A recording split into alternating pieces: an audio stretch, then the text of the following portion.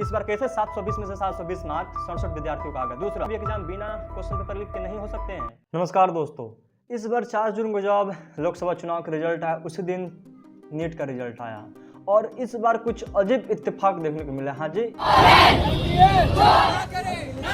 इस बार नीट के एग्जाम में काफ़ी अलग चीज़ देखने को मिली। वो अलग चीज़ क्या थी? इस बार 67 बच्चों को फुल में से फुल नंबर मिले, यानी इस बार 67 बच्चों को 720 में से 720 नंबर मिले हैं।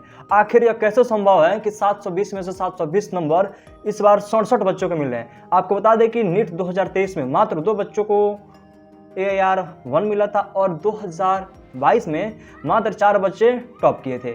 लेकिन इस बार आखिर यह कैसे हो सकता है कि नीट 2024 में 67 बच्चे को फुल में से फुल मार्क्स मिले? इसमें काफ़ी सारे इत्तेफाक देखने को मिले। पहला, 67 बच्चों को फुल में से फुल मार्क्स आना, आखिर यह कैसे संभव हुआ? 720 नंबर के नीचे 2 बच्चे ऐसे देखने को मिले जिनकी मार्किंग सिस्टम कुछ अजीब थी।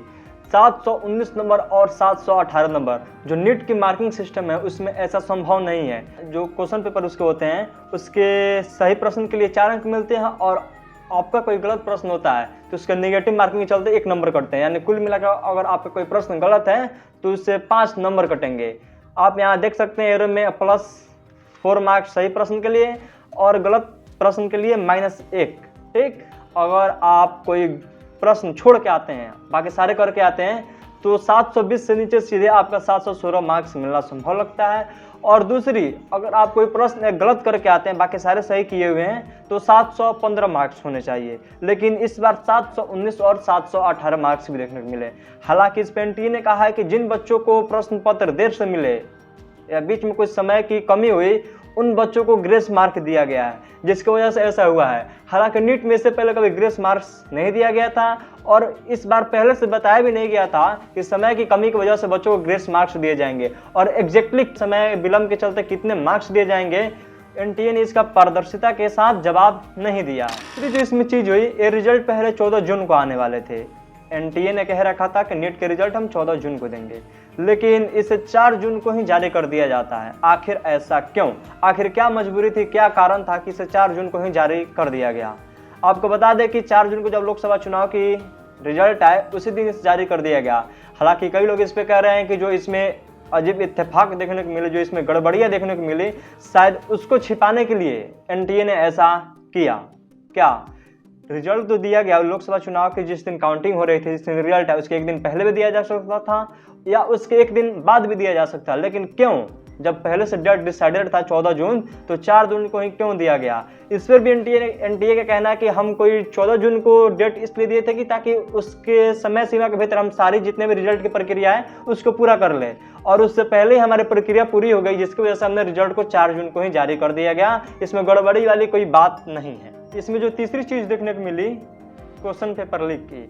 हाँ जी, पटना पुलिस का कहना है कि नीट पेपर लीक में 13 लोगों को अरेस्ट किया गया है। हालांकि NTA इन आरोपों से अभी भी मना कर रहा है। NTA का कहना है कि कोई भी प्रश्न पत्र लीक नहीं हुए हैं।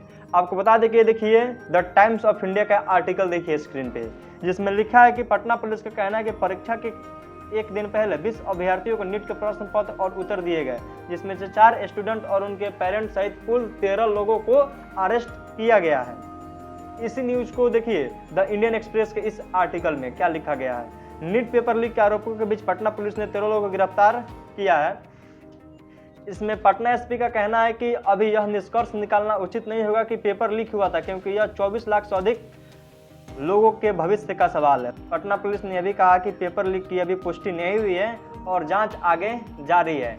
एक तरफ दूसरे न्यूज़पेपर का आर्टिकल में हम ये देखते हैं कि उसमें कहा है कि नीट पेपर लीक हुए हैं, इसमें 13 लोगों को अरेस्ट किया गया है, और दूसरी तरफ जो हमारे इंडियन एक्सप्रेस के जो इस आर्टिकल है इसमें कहा गया कि अभी इसकी पुष्टि नहीं हुई है, जांच जारी है। आखिर इसे क्या माना जाए?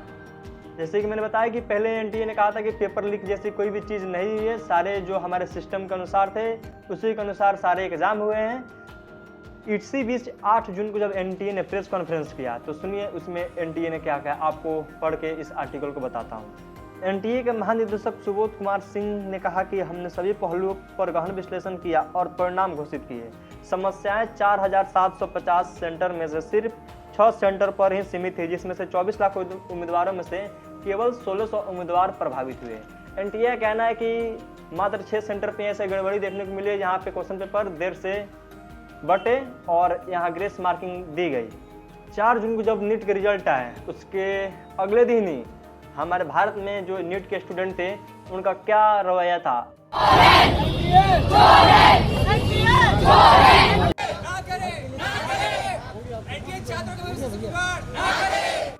इसमें जो पहला सवाल यह बनता है कि आखिर इस बार अचानक कैसे 67 स्टूडेंट को फुल में से फुल मार्क्स आ गए।